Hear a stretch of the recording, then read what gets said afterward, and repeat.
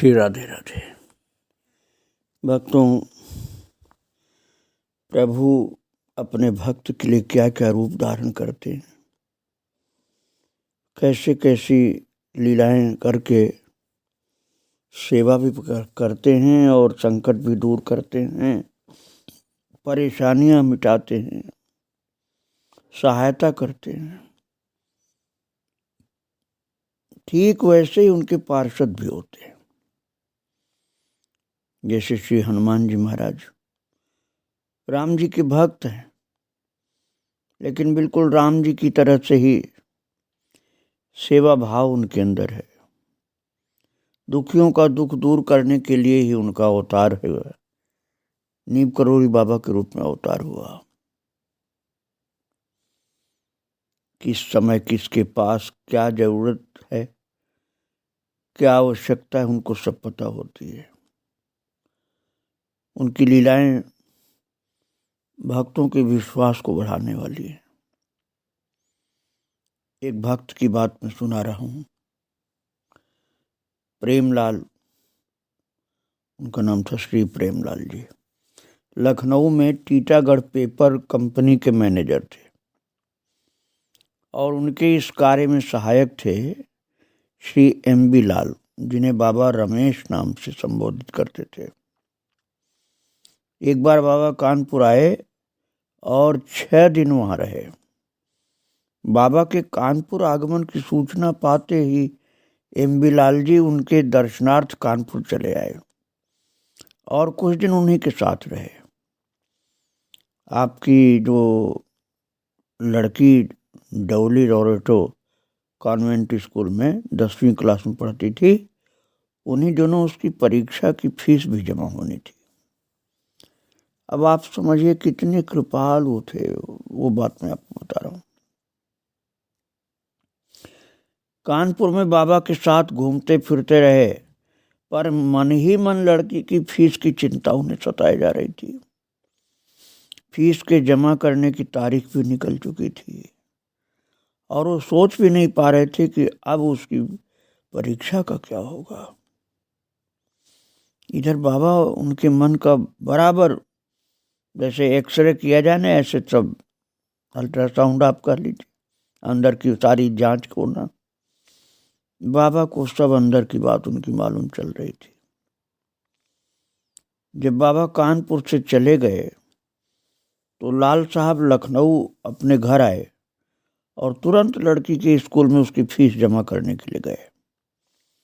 वहां की प्रधानाचार्य से पूर्व परिचय था, तो उन्होंने आगमन का कारण पूछा तो विलंब के लिए क्षमा मांगते हुए बताया कि डौली की फीस लाया हूं। तो उन्होंने बताया कि लड़की की फीस तो 4 दिन पहले ही समय पर जमा हो गई।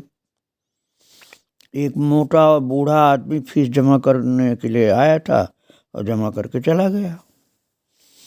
उससे रसीद ले जाने के लिए कहा था, पर वो रुका ही नहीं और बोला हमको उसकी जरूरत नहीं है।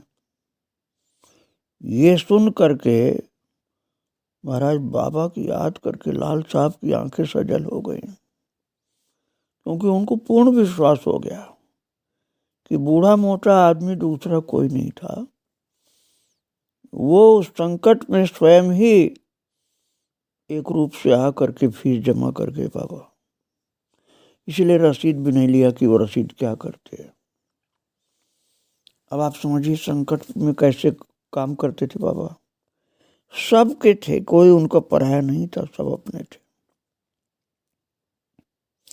हनुमान के रूप में भी आ जाते थे और सेवक के रूप में भी आ जाते थे, भगवान के रूप में भी आ जाते थे। हनुमान के रूप में कैसे आते थे आप समझिए उस बात को।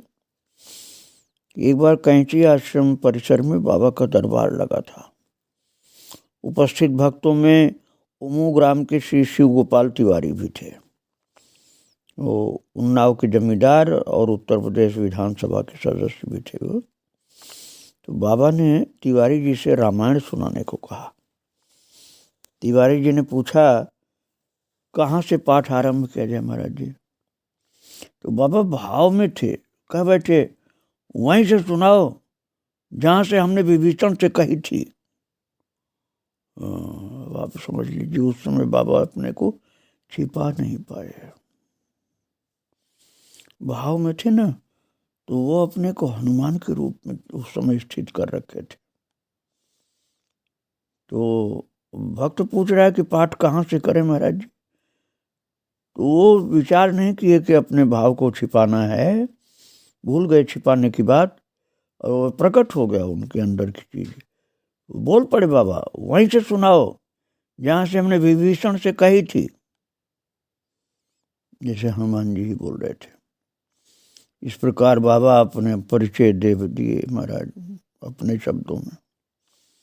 और तिवारी जी ने जैसे ही सुनहु विभीषण प्रभु की रीति, करें सदा सेवक पर प्रीति, यहीं से पाठ प्रारंभ किया।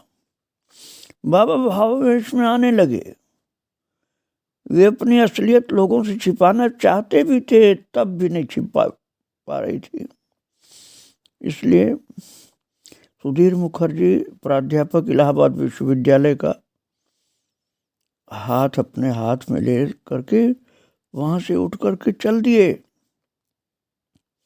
और उनके एक ही हाथ का भार इतना बढ़ गया कि मुखर्जी दादा उससे सहन नहीं कर पाए। उन्हें भय होने लगा कि वो गिर पड़ेंगे और साथ में बाबा भी गिर जाएंगे। इस लाचारी में किसी तरह से अपने को साधे रहे, बहुत मुश्किल से साधा। शिव मंदिर के द्वार पर पहुंचने पर बाबा अपने दोनों हाथों को आगे भूमि पर टेकते हुए घुटनों और पैरों के पंजों के बल बैठ गए, पर मुखर्जी दादा का हाथ उन्होंने छोड़ा नहीं। उनके हाथ में रक्त का संचार होना भी कठिन हो गया। धीरे धीरे बाबा की आकृति बदलने लगी, उनका मुंह लाल होने लगा, संपूर्ण देह में भूरे भूरे बाल खड़े होने लगे। मुखर्जी दादा अत्यधिक भयभीत हो चले और बड़े प्रयत्न से अपना हाथ छुड़ाकर जंगल की ओर भाग गए। कुछ घंटे वहां अचेत पड़े रहे। बाबा श्री हनुमान के रूप में आ चुके थे, वो भी कैंची से भाग गए। कैंची जो जगह है नैनीताल, वहां की बात है भक्तों। कैंची में सर्वत्र उनकी खोज होती रही, पर कहीं भी उनका पता नहीं चला। जब मुखर्जी दादा लौट करके आश्रम आए तो लोगों ने उनसे कुछ प्रश्न किए, पर उनके पास कोई उत्तर नहीं था। इसके कुछ समय पूर्व आश्रम के बाहर मोटर सड़क की दीवार पर सबको बाबा के दर्शन होने लगे। लोग बाबा को आश्रम में ले गए फिर, और भावुक भक्त लोग चरणों में लौट करके बारंबार हनुमान जी की जय जयकार करने लगे। भक्तों महाराज आप सोच भी नहीं सकते हो किस किस रूप में बाबा ने दर्शन दिया था भक्तों को। और कोई भी जाति मजहब ये सब का परहेज बाबा को था ही नहीं। उनके लिए सब जाति बराबर, सब मजहब बराबर, और ऊंचे नीचे, गरीब अमीर, छोटा से छोटा कहलाने वाला व्यक्ति, बड़े से बड़े पदाधिकारी, बड़े से बड़े अधिकारी, मंत्री, सब बाबा के लिए बराबर थे। कैंची आश्रम के प्रवेश द्वार पर पुलिस विभाग का एक मुसलमान सिपाही पहरा दिया करता था। उसको लोग हाजी कहा करते थे। वो आश्रम में रहता और वहीं प्रसाद पाता था। तो पुलिस विभाग का, तो तनख्वाह तो सरकार देती थी, लेकिन वहीं उसकी ड्यूटी लगी रहती थी। गुरु पूर्णिमा का अवसर था, बाबा वृंदावन आए हुए थे। उपराष्ट्रपति स्वर्गीय गोपाल स्वरूप पाठक थे उस समय उपराष्ट्रपति। तो वो नैनीताल आए हुए थे और बाबा के दर्शनार्थ कैंची आना चाहते थे।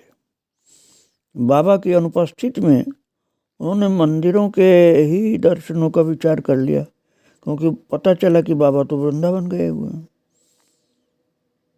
तो उपराष्ट्रपति ने सोचा कि चलो बाबा भले नहीं है लेकिन बाबा का स्थान तो है, तो बाबा के स्थान का दर्शन कर लेंगे। निश्चित तिथि के प्रातःकाल एक भक्त उनके स्वागतार्थ प्रवेश द्वार पर उनकी प्रतीक्षा कर रहा था और वहीं हाजी भी अपनी ड्यूटी में तैनात था, पुलिस वाला जो था। तो कुछ समय तक वो भक्त और ये पुलिस वाला दोनों खड़े रहे। एकाएक वो बोला, पंडित जी, वो बोला, पंडित जी, देवता इन मंदिरों में नहीं बाबा में हैं और हम तो उनके ही गुलाम हैं।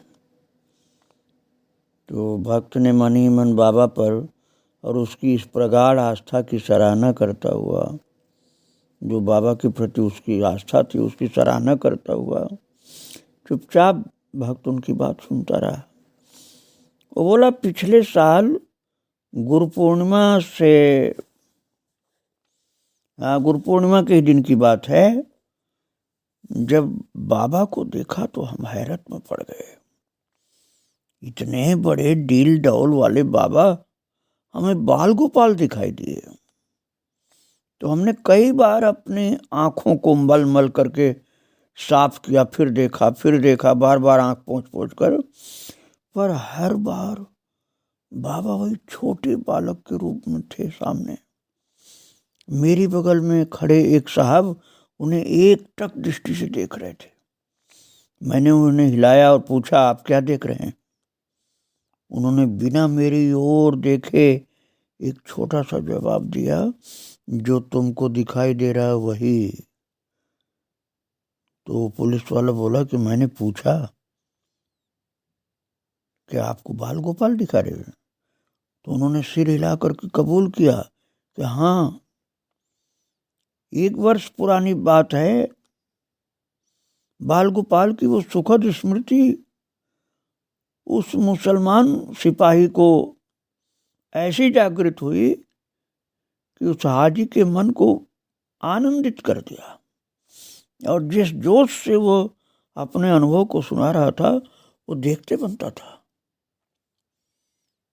अब आप सोचिए, आप मुसलमान शब्द पर मत जाइएगा, जो भक्त हो गया वो सब भगवान का है। वो मुसलमान जरूर था, लेकिन कैंची आश्रम के गेट पर उसकी ड्यूटी लगी थी। बाबा ने कृपा करके अपना ही रूप दिखा दिया था, लड्डू गोपाल बालकृष्ण का रूप दिखा दिया था। और मैंने पहले सुनाया था, हनुमान जी के रूप का दर्शन मिला था एक भक्त को, वो जंगल में भाग गए थे और पूरा लाल चेहरा और रोम, सफ़ेद रोम खड़े हो गए थे भूरे, और बोल भी पड़े थे कि जामुन को जहाँ से, पूरा वही बात हनुमान जी वाली बता दी थी। और ऐसे भक्तों किसी को राम रूप में भी दर्शन दे देते थे। एक देवी दत्त जोशी थे, प्रधानाचार्य, राजकीय नॉर्मल स्कूल भीमताल नैनीताल के। तो बाबा के दर्शनार्थ हनुमानगढ़ जाया करते थे वो। तो एक दिन प्रातःकाल जब हनुमानगढ़ में सीढ़ियों से ऊपर जा रहे थे, उसी समय बाबा उन सीढ़ियों से नीचे आ रहे थे, और उनकी दृष्टि ज्यों ही बाबा पर पड़ी तो चकरा गए। वो बाबा नहीं, साक्षात धनुधारी राम जी दिखाई पड़े। कुछ ही क्षणों में वो दृश्य बदल गया और मुस्कुराते हुए बाबा के फिर दर्शन हुए। इस घटना से अत्यधिक प्रभावित हो उठे और चिल्ला कर बाबा से कहने लगे, मुझे अब असलियत का पता हो गया, आप वास्तव में राम हैं। अब मैं ये रहस्य सबको बताऊंगा। बाबा अपनी उंगली होठ पर लगा करके चुप रहने का संकेत करते रहे, पर वो देवीदत्त जोशी प्रधानाचार्य अब कहाँ मानने वाले थे। वो चिल्लाने लगे, ये राम जी हैं। इस घटना के बाद से सांसारिक जकड़न छूट गई महाराज। भक्तों, बहुत उच्च कोटि का जो प्रेमी भगवत भक्त होता है वो भगवान का ही रूप होता है। इसलिए नारद जी महाराज ने भक्ति सूत्र में लिखा है, तस्मिन् तज्जने भेदा भावात्। भगवान और भगवान के महान भक्त के बीच का भेद समाप्त हो जाता है, दोनों एक ही हो जाते हैं, भक्त और भगवान। नीव करोड़ी बाबा ऐसे ही महान भक्त थे कि जिनके शरीर में कभी हनुमान जी प्रकट होते थे, कभी भगवान कृष्ण बालकृष्ण और कभी राम जी धनुर्धारी।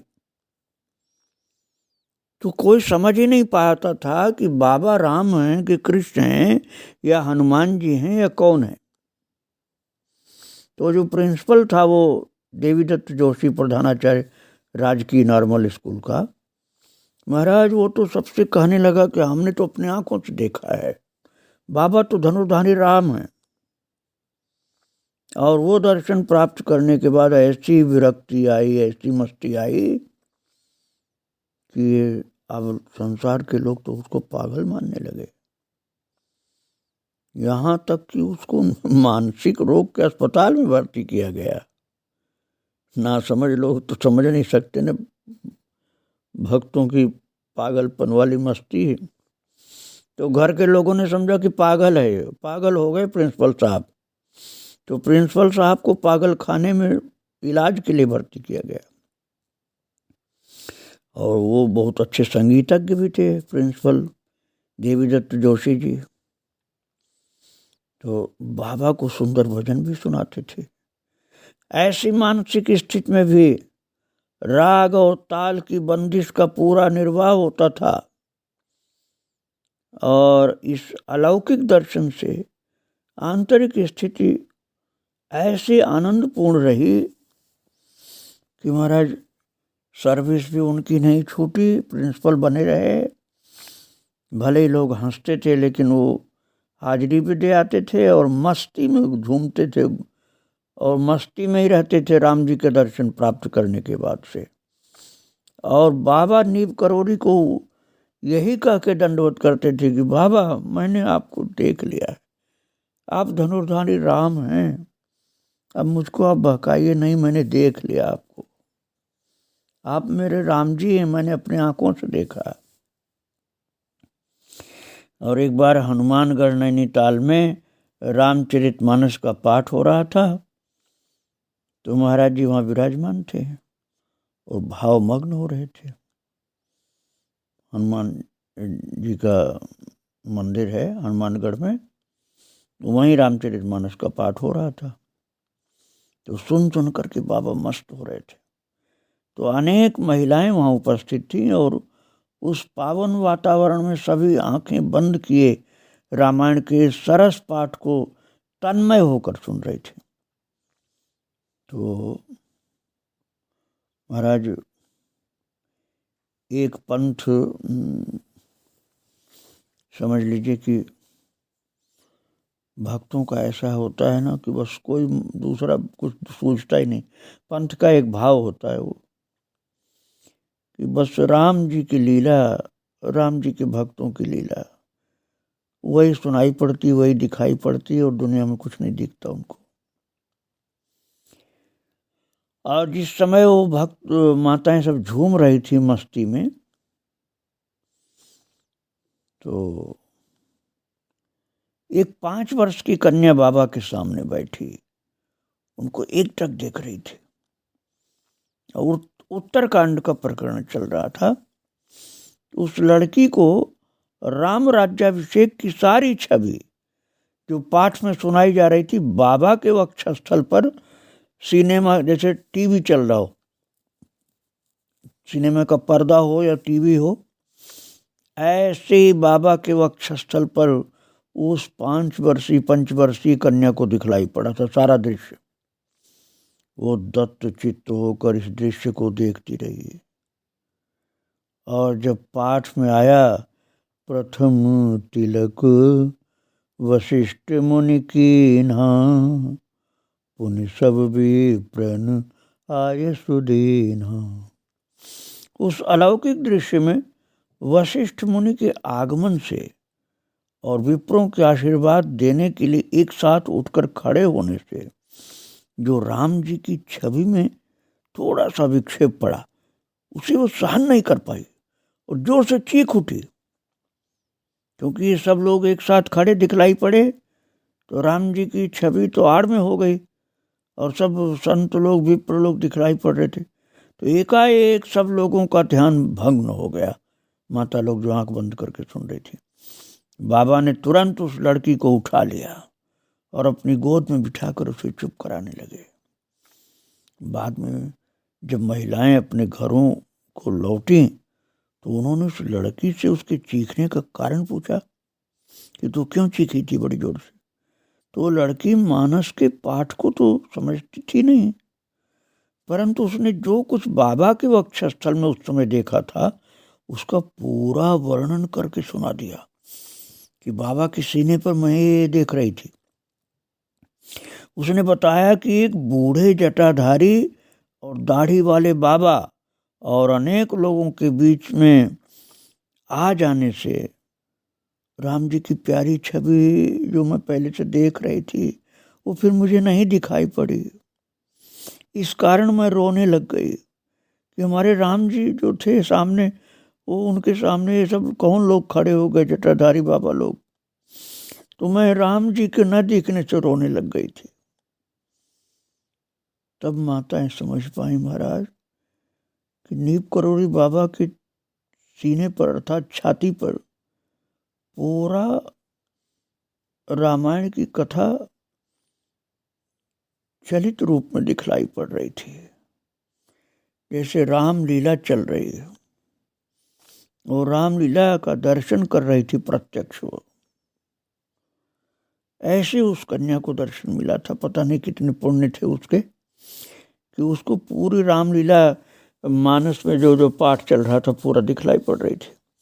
और जब प्रथम तिलक वशिष्ठ मुनि कीन्हा ये पाठ आया था तो वशिष्ठ जी खड़े होकर तिलक करने के लिए खड़े हो गए। तो वशिष्ठ जी का पीठ दिखलाई पड़ने लगे, राम जी आड़ में हो गए। तो अब वो चीख पड़ी थी कि मुझे राम जी नहीं दिख रहे। महाराज कितने रूप में बाबा का दर्शन लोगों को मिलता था, समझना बताना कठिन काम है। कैंची आश्रम में तो लीला बहुत हुई बाबा की, जो नैनीताल के पास है। सबसे बाद में तो वृंदावन में आए थे बाबा, फिर यहीं से यहाँ से कहीं गए नहीं। और कैंची आश्रम में 1 महीने के गायत्री महायज्ञ का समापन हो रहा था। जो कैंची निवासी श्री मनोहर पंत को विष्णुकुटी के ऊपर के कमरे में महाराज के चरणों के पास घुटने टेके विह्वल हो माँ माँ माँ चिल्लाते हुए देखा एक भक्त ने। तो वो समझ नहीं पाया भक्त कि बाबा को माँ माँ क्यों कह रहा है।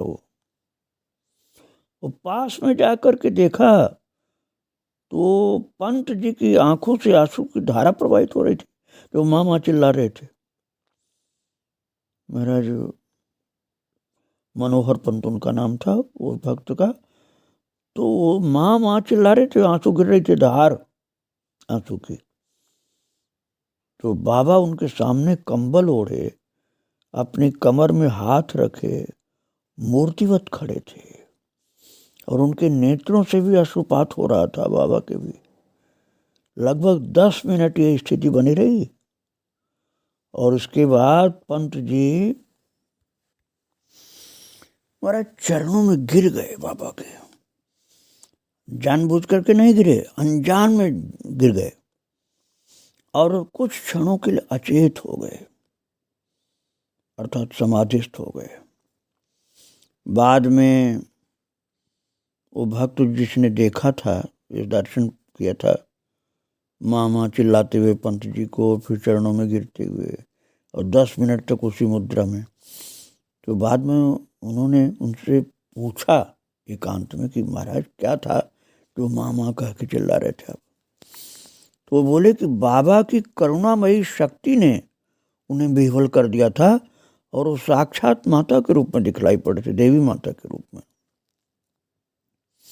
अब ये तो पूज्य रूप में आपने सुन लिया कि हनुमान जी के रूप में, बालकृष्ण के रूप में, राम जी के रूप में, देवी माता के रूप में नीम करोड़ी बाबा ने दर्शन दिया था।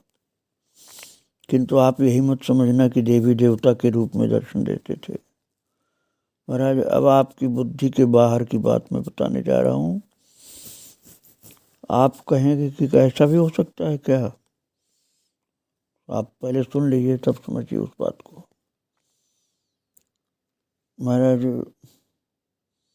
एक बार नैनीताल में हनुमानगढ़ का निर्माण जब हो रहा था मंदिर का, तो बिजनौर शुगर मिल के मालिक सेठ कुंदन लाल जी मथुरा के त्रिलोकीनाथ बाबा के पास दर्शन करने के लिए आए। तो बाबा ध्यान मग्न थे उस समय। महाराज आंख बंद थी, बिल्कुल नहीं खोलते थे, और चारों ओर भक्त कीर्तन कर रहे थे।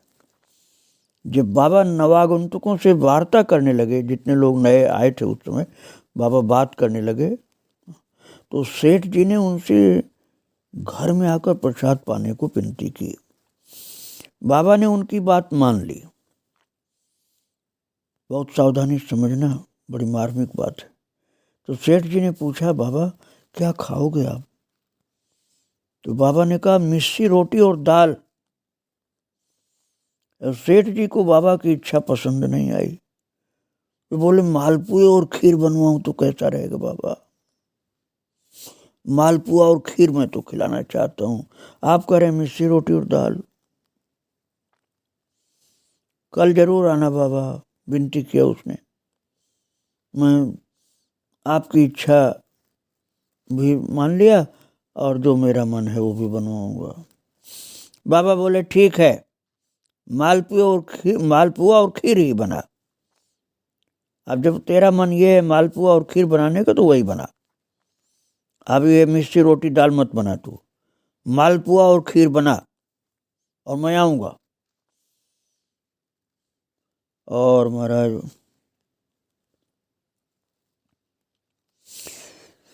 फिर बोले बाबा कि जा, बहुत देर हो गई।